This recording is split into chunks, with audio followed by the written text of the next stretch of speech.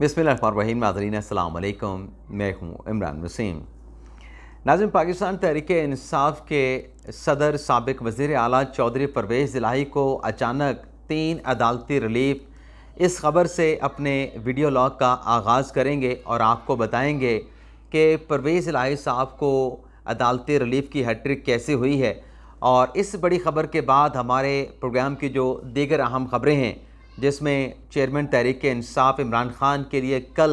जुमेरात का दिन क्यों अहम है, और चौधरी शुजात हुसैन की पाकिस्तान तहरीक-ए-इंसाफ में शमूलियत का मामला क्या है, सदर मुमलिकत आरिफ अलवी का इनकार और मामला सुप्रीम कोर्ट पहुँच गया। इसके अलावा हमारे प्रोग्राम की जो दीगर अहम ख़बरें हैं उनकी तफसीलात आपकी खिदमत में पेश करेंगे। तो पहली ख़बर से नाज़रीन गुफ्तगू का आगाज़ करते हैं। जो जुडिशल कम्प्लेक्स पे मार्च 2023 में हमला हुआ, उस पर जो FIR का इंदराज किया गया और उसमें जो नामालूम अफराद थे, उन नामालूम अफराद में चौधरी परवेज़ इलाही साहब को इस्लामाबाद हाई कोर्ट के हुक्म पर पहले रिहा करके उन नामालूम अफराद में चौधरी परवेज़ इलाही साहब को गिरफ़्तार करके आज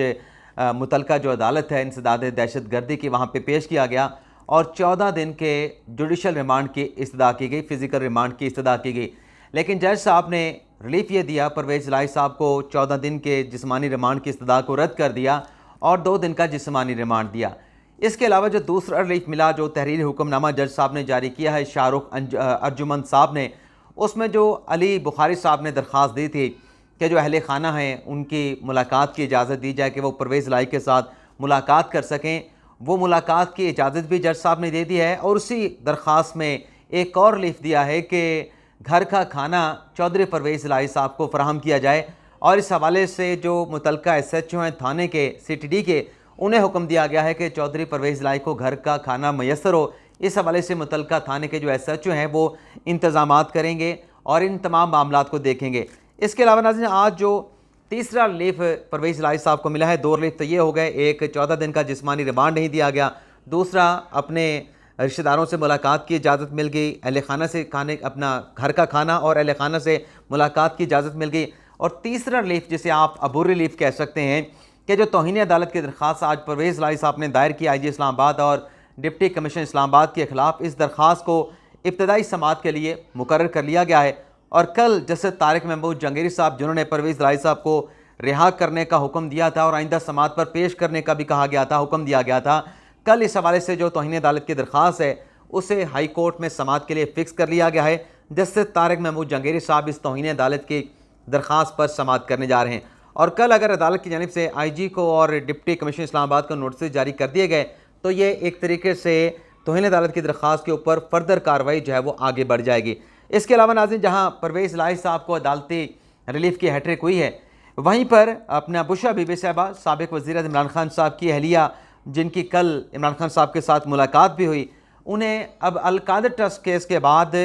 तोशा खाना केस में नैब ने तलब कर लिया है। इससे पहले 29 अगस्त को भी इसी केस में नैब ने बुशरा बीबी को तलब किया था। बुशरा बीबी साहबा अपने नैब के दफ्तर में गई थी और वहाँ पे जो कंबाइंड इन्वेस्टिगेशन टीम है उनके सवालों के जवाब दिए थे। अब एक मरतबा फिर नैब की कंबाइंड इन्वेस्टिगेशन टीम ने, जो नैब रावलपिंडी का ऑफिस है, वहाँ पर बुशरा बीबी साहबा को कल तलब किया गया। तो कल इस बड़ी पेशी के हवाले से भी कोई बड़ी खबर जो है नैब के रावलपिंडी हेडक्वार्टर से, रीजनल ऑफिस से जो है वो सामने आ सकती है। इसके अलावा नाज़रीन, तीसरी जो खबर है जो आज मीडिया के ऊपर चलती रही, पूरे नेशनल मीडिया के ऊपर, कि जो डॉलर्स की स्मगलिंग है, जो ज़ख़ीरा अंदोज़ी है, जो चीनी की स्मगलिंग है और जो माफिया है, जो कार्टल्स है मुख्तलिफ चीज़ों के हवाले से, जिसका बराह रास्त नुकसान पाकिस्तान के अवाम को फेस करना पड़ता है, झेलना पड़ता है, इन तमाम चीज़ों के ख़िलाफ़ एक्शन कैसे लेना है, कार्रवाई कैसे करनी है, इस हवाले से नेशनल मीडिया के ऊपर जो खबरें चलती रहीं। अब इस मामले के हवाले से जो एक तवील क्रैकडाउन का फैसला किया गया है, ज़राए ने दावा किया है कि जितने भी लोग इन्वॉल्व हैं डॉलर स्मगलिंग के हवाले से, जो ज़िम्मेदारान हैं, जो ज़ख़ीरा अंदोज़ी करते हैं, या जो माफिया है, जो कार्टल्स हैं, इसमें जो सरकारी अफसरान भी मुलव्वस हैं, इन तमाम की फ़हरिस्तें तैयार कर ली गई हैं और सब के ख़िलाफ़ जो है वो एक्शन होगा और फौरी तौर पर एक्शन होता हुआ नज़र भी आएगा। इदारों में इस्लाहात की जाएंगी और इस्लाहात करने के साथ साथ ये जो करेंसी का कारोबार है, जो डॉक्यूमेंटेड नहीं है, इस हवाले से भी रिफॉर्म्स की जाएंगी। और ये भी ज़राए का दावा है कि आज पेशावर से डॉलर की करेंसी के हवाले से क्रैकडाउन किया गया, करेंसी की स्मगलिंग को पकड़ा गया है और ये जो सिलसिला है, डॉलर आज भी 10 रुपये नीचे आया है इंटरबैंक अपना ओपन मार्केट में। तो ज़राए का ये दावा है कि आइंदा आने वाले दिनों में ये जो क्रैकडाउन है स्मगलर माफियाज के ख़िलाफ़ या जो कार्टल्स के ख़िलाफ़, ये पेशावर से चलता चलता लाहौर से आगे जो है वो कराची तक जाएगा और किसी के साथ जो है वो किसी किस्म की कंसेशन नहीं की जाएगी, चाहे उसका ताल्लुक जो है वो किसी भी कम्युनिटी के साथ ना हो। लेकिन यहाँ पे नाज़रीन मेरी एक राय ये है कि अगर ये सब कुछ करना है, निगरान हुकूमत ने ये एक्शन लेना है, तो फिर बात यह है कि ये जो एक्शन है, ये जो क्रैकडाउन है, ये जो कार्रवाइयाँ हैं माफिया के ख़िलाफ़, कार्टल्स के ख़िलाफ़, स्मगलर्स के ख़िलाफ़, स्मगलिंग के ख़िलाफ़, ये फिर शॉर्ट टर्म्स नहीं होनी चाहिए, ये लॉन्ग टर्म सारा काम होना चाहिए और साथ साथ रिफॉर्म्स भी होनी चाहिए। क्योंकि शॉर्ट टर्म्स ऐसा होता है कि आप ये सारी एक्शन करके, कार्रवाइयाँ करके आप बैठ जाते हैं, वक्ती तौर पे आपको एक जो है वो उसका फ़ायदा नज़र आता है, जैसे डॉलर की कीमत कम हुई है, लेकिन बाद में उस चीज़ पे सरफ नज़र किया जाता है और फिर दोबारा से वो जो एक मर्ज़ होता है वो दोबारा से एक मर्ज़ की शक्ल में दोबारा से जो है वो नमूदार हो जाता है। तो अगर करना है आपकी मर्तबा तो पूरा ऑपरेशन होना चाहिए, लॉन्ग टर्म होना चाहिए, लेकिन साथ में इदारा जाती जो रिफॉर्म्स हैं वो भी ज़रूर होनी चाहिए। अब आ जाते हैं जो अगली खबर नाज़रीन। हाजी इमरान उल हक जो अपने मुलज़म थे शाहिद खान अब्बासी केस के साथ, जो LNG टर्मिनल और तकर्री का मामला था, अपने PSO के MD के हवाले से इमरान उल हक, शेख इमरान उल हक को जो है वो MD PSO तैनात किया गया था, तो उनका नाम जो है वो ECL में शामिल कर दिया गया था। आज साबिक MD PSO ने अपना नाम ECL से निकलवाने के हवाले से जो है वो इस्लामाबाद हाई कोर्ट में बाकायदा तौर पर दरख्वास्त जो है वो दायर कर दी है। इसके अलावा नाज़रीन सदर आरिफ अलवी साहब, जिन्होंने अचानक से एक नया तनाज़ा उस वक्त जो है वो सामने लेके आए या क्रिएट किया कि मैंने जो 2 बिल मुझे भेजे गए थे पार्लियामेंट की तरफ से, एक ऑफिशियल सीक्रेट एक्ट का कानून था, दूसरा आर्मी तरमीमी एक्ट था, इन दोनों बिलों पे सदर साहब ने ये कहा कि मैंने इन पे दस्तखत नहीं किए। दस्तखत के हवाले से उन्होंने इनकार किया। उसके बाद पूरा एक जो है वो कंट्रोवर्सी क्रिएट हुई कि सदर साहब ने फिर दस्तखत क्यों नहीं किए। सदर साहब ने कहा कि मेरा जो स्टाफ है उसने मुझे धोखा दिया है और मैं अल्लाह पे छोड़ता हूँ। अल्लाह के हवाले से उन्होंने बात की कि अल्लाह ताला मुझे माफ़ कर देगा। और उसके बाद फिर जो सेक्रेटरी थे सदर साहब के अपने, उनका ट्रांसफ़र कर दिया गया। कहा गया कि मैं इनकी खिदमात वापस करता हूँ, फ़लाँ 22 ग्रेड का जो खातून ऑफिसर है उसको मेरा ऐवान सदर में सेक्रेटरी लगाया जाए। उन खातून ने भी सदर साहब के साथ बतौर सेक्रेटरी काम करने से इनकार कर दिया। तो वो जो 2 कवानीन थे, ऑफिशियल सीक्रेट एक्ट और आर्मी तरमीमी एक्ट, उसमें सदर साहब ने तो अपने ट्वीट में कह दिया था कि ये चूँकि बिल बन गए हैं, इससे जो मुतासरा लोग होंगे उनसे मैं माजरत चाहता हूँ। लेकिन बहुत सारे दोस्तों ने इस कवानीन को लेके, बहुत सारे लोगों ने दोस्तों का लफ्ज़ इस्तेमाल कर लिया। सदर साहब के इस इनकार को लेके मैंने दस्तखत नहीं किए, आला अदलिया से रजू किया था। सुप्रीम कोर्ट ऑफ पाकिस्तान में एक जुल्फ़कार भुट्टा नामी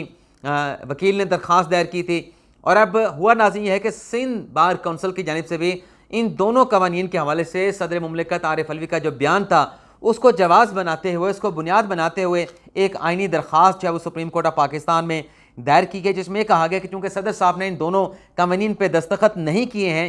तो कानून नहीं बना है, तो लिहाजा इस कानून के तहत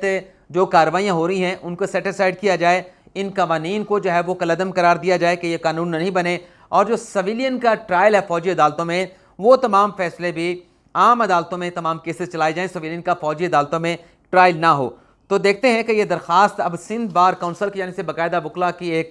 बॉडी की जानिब से सुप्रीम कोर्ट ऑफ पाकिस्तान में दायर की है। तो देखते हैं इस दरख्वास्त के ऊपर क्या फर्दर कार्रवाई होती है। लेकिन अगर सिविलियन के फौजी अदालतों में जो दायर की गई ऑलरेडी दरख्वास्तें हैं उसकी अगर हम बात करें तो अगले हफ्ते तमाम जज साहबान जो है वो सुप्रीम कोर्ट पहुँचेंगे, क्योंकि बंदियाल साहब का आखिरी वर्किंग वीक होगा नेक्स्ट वीक। तो तमाम जज साहबान यहाँ पे चूँकि फुल कोर्ट रेफरेंस भी होगा, इशाइये भी होंगे, तो जज साहबान तमाम के तमाम दस्तियाब होंगे। लेकिन देखना होगा क्या ये फ़ौजी अदालतों से मुतल्लिक़ जो मुकदमा है ये क्या समाअत के लिए मुकर्रर होता है, और अगर मुकर्रर होता तो क्या ये जो एक नई दरख्वास्त है जिसमें ऑफिशियल सीक्रेट एक्ट और आर्मी तरमीमी एक्ट से मुतल्लिक़ सदर साहब के इनकार के मामले को जवाज़ बना के बहुत अहम प्रेज़ अदालत से की गई है, क्या ये दरख्वास्त में उनके साथ क्लब होती है। तो देखते हैं। कल जुमेरात का दिन है और परसों अगले अदालती हफ्ते की जो कॉज लिस्ट है वो जारी कर दी जाएगी। अब इमरान खान साहब से हवाले से कल का दिन क्यों अहम, यानी जुमेरात का दिन क्यों अहम करार दिया जा रहा है। एक तो नाजरीन इमरान खान साहब जिनकी एक पूरी लीगल टीम है, तोशा खाना के केस में हमने देखी, अब साइफर केस में इमरान खान साहब की टीम है, लेकिन इसके अलावा बाकी जो खान साहब के ख़िलाफ़ 9 मई के वाक़यात के हवाले से मुकदमात का इंदराज हुआ, 9 मई के बाद, 9 मई से पहले, उसमें सलमान सफदर साहब चेयरमैन PTI इमरान खान साहब के केसेस को अदालत में डिफेंड करते रहे, उनका दिफा करते रहे। सलमान सफदर साहब ने इमरान खान के बिहाफ पे इस्लामाबाद हाई कोर्ट में एक दरख्वास्त दायर की कि तोशा खाना में तो उनकी रिहाई हो चुकी है, तोशा खाना के अलावा बाकी केसेस में चेयरमैन पीटीआई इमरान खान साहब की गिरफ्तारी रोक दी जाए, इमरान खान को गिरफ्तार ना करने का हुक्म दिया जाए। इसी नोयत की पहले दरख्वास्त सलमान सफदर साहब ने सुप्रीम कोर्ट ऑफ पाकिस्तान में दायर की थी। उस दरख्वास्त पर एतराज़ात लगे थे, लेकिन फिर वो जो अबूरी ज़मानतें थी जो ट्रायल कोर्ट से रिजेक्ट हुई थी, उनसे मुतल्लिक़ सलमान सफदर साहब ने इमरान खान साहब के वकालतनामे की बिना पे लाहौर हाई कोर्ट में और इस्लामाबाद हाई कोर्ट में अलग अलग बेल की जो अखराज का मुस्तरद होने का जो फैसला था उन पर अपीलें दायर की थी। लेकिन साथ में एक रिट पिटिशन भी दायर की जिसका मैं तज़किरा कर रहा था कि इमरान खान साहब को अब तोशा खाने के बाद किसी और केस में गिरफ्तार ना किया जाए। ये दरख्वास्त हाई कोर्ट में दायर होती है, इस दरख्वास्त के ऊपर ऑब्जेक्शन लग जाते हैं और कम बेश वही एतराज़ात होते हैं जो सुप्रीम कोर्ट का रजिस्ट्रार ऑफिस जो है इमरान खान साहब की इस दरख्वास्त के ऊपर लगाता है। तो ये जो खान साहब की दरख्वास्त है उनके वकील की तरफ से कि इमरान खान साहब को तोशा खाना के अलावा बाकी केसेस में गिरफ्तार ना किया जाए, इस दरख्वास्त पे जो ऑब्जेक्शन लगे थे, एतराज़ात के साथ ये दरख्वास्त जो है कल आमिर फ़ारूक साहब ने अपनी अदालत में जो है वो समाअत के लिए मुकर्रर कर दी है। तो कल इस दरख्वास्त को लेकर इमरान खान साहब के हवाले से बड़ा अहम दिन है। इसके अलावा नाज़रीन, जो 7 सितंबर तक जज अबुल असनाद ज़ुल्करनैन साहब की अदालत में जो मामला आया था खान साहब की ज़मानत का, और जज साहब ने कहा था कि पहले क्योंकि आपने इस अदालत के दायरा अख्तियार को इस्लामाबाद हाई कोर्ट में चैलेंज कर दिया है तो पहले वहाँ से फ़ैसला लें, फिर हम इसके ऊपर फ़ैसला करेंगे। तो 7 सितंबर की अगली तारीख़ है कल की, तो कल देखना ही होगा कि मुकदमा तो ज़मानत का मुकर्रर हो गया समाअत के लिए, लेकिन जज अबुल असनाद ज़ुल्करनैन साहब तो 8 सितंबर तक छुट्टी पे थे। 9 सितंबर को उन्होंने वापस आना था, अपनी अदालत में आके प्रिजाइड करना था। तो देखते हैं कि कल इमरान खान साहब की दरख्वास्त ज़मानत समाअत के लिए तो मुकर्रर है, तो क्या जज साहब दस्तयाब होंगे या फिर मज़ीद इमरान खान साहब की लीगल टीम को 2 दिन का जो है वो इंतज़ार करना पड़ेगा। अब आ जाते हैं चौधरी परवेज़ इलाही से मुतल्लिक़ एक और भी अहम चीज़ आपके साथ शेयर कर लें, और फिर चौधरी शुजात हुसैन की पाकिस्तान तहरीक इंसाफ में शमूलियत का क्या मामला है, इसकी डिटेल भी आपके साथ हम शेयर कर लें। नाज़रीन, आज जब चौधरी परवेज़ इलाही साहब को जज शारिफ अर्जुमन की अदालत में पेश किया गया, वहाँ पे एक सहाफ़ी ने सवाल किया। अब वो सवाल किया तो सवाल पे आने से पहले पिछले नाज़रीन कुछ रोज़ से ये चीज़ें चल रही हैं कि परवेज़ इलाही के ख़िलाफ़ कोई बड़ी प्रेस कॉन्फ्रेंस हो सकती है, और उस बड़ी प्रेस कॉन्फ्रेंस में ये इम्कान ज़ाहिर किया गया। हसन अयूब साहब ने भी कल के एयरवाई न्यूज़ के वीलॉग अपने प्रोग्राम में इस बात का इंकशाफ किया, हमारे भाई हसन अयूब ने, कि जो डीजी हैं एंटी करप्शन पंजाब के सुहेल ज़फ़र चट्टा साहब, वो कोई बड़ी प्रेस कॉन्फ्रेंस कर सकते हैं, और इस प्रेस कॉन्फ्रेंस में जो माली मामलात हैं चौधरी परवेज़ इलाही के हवाले से, उनसे मुतल्लिक़ बड़े इंकशाफात किए जा सकते हैं। यानी कल से ये खबरें, परसों से खबरें चल रही हैं कि चौधरी परवेज़ इलाही के ख़िलाफ़ ग़ालिबन कोई बड़ी प्रेस कॉन्फ्रेंस होने जा रही है। तो आज जब चौधरी परवेज़ इलाही साहब अदालत में मौजूद थे, एक सहाफ़ी ने उनसे ये सवाल पूछा कि चौधरी साहब ये बताएँ कि क्या आप प्रेस कॉन्फ्रेंस करने जा रहे हैं, क्योंकि 9 मई के वाक़यात के बाद बहुत सारे पीटीआई के जो रहनुमा थे वो आए, टीवी पे प्रेस कॉन्फ्रेंस की और 9 मई के वाक़यात की मज़म्मत की, और पाकिस्तान तहरीक इंसाफ से या तो लाताल्लुक़ी का इज़हार कर दिया या सियासत से दस्तबरदारी का इज़हार कर दिया और गोशानशी हो गए। कुछ ऐसे हमने रहनुमा देखे जो इधर से तहरीक इंसाफ को छोड़ के इस्तेहकाम पाकिस्तान पार्टी में चले गए, या फिर वो परवेज़ खटक साहब की जमात में चले गए। लेकिन ये जो आज सवाल हुआ चौधरी शुजात हुसैन से चौधरी परवेज़ इलाही साहब से, क्या आप प्रेस कॉन्फ्रेंस करेंगे, तो सहाफ़ी के सवाल का बड़ा वाज़ेह और साफ जवाब दिया चौधरी परवेज़ इलाही साहब ने कि नहीं, मैं प्रेस कॉन्फ्रेंस नहीं करूँगा। तो फिर सहाफ़ी ने उनसे दोबारा ये सवाल पूछा, एक और उनसे सवाल पूछ लिया कि आप फिर अपनी जमात में वापस क्यों नहीं चले जाते, यानी काफ लीग में आप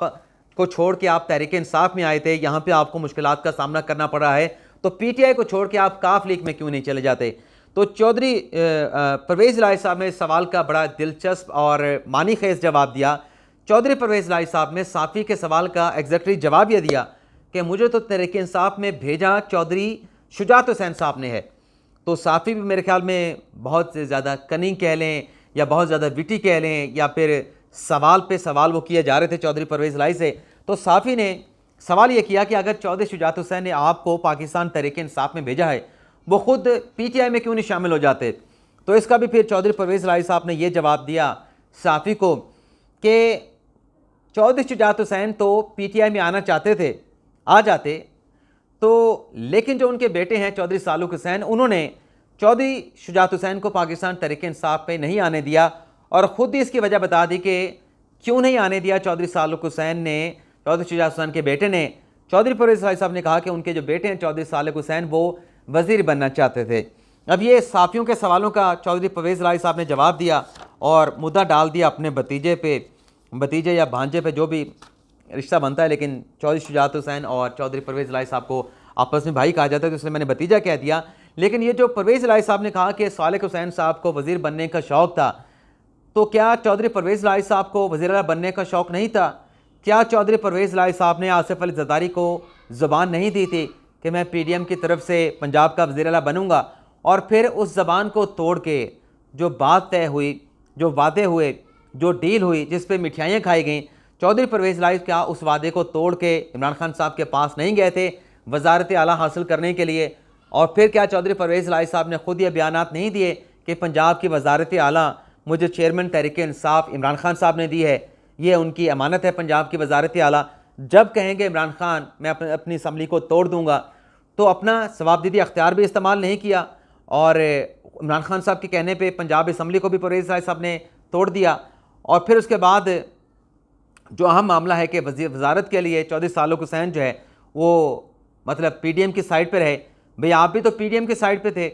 आपने तो अपना किया हुआ वादा तोड़ा, आप खान साहब के साथ जाके मिल गए, आप भी वज़ीर आला बनना चाहते थे और वज़ीर आला भी ऐसा बनना चाहते कि कल को जो आपके बेटे हैं चौधरी मुनव्वर इलाही साहब, उनका पाकिस्तान तहरीक इंसाफ में की रोल हो, खान साहब अगर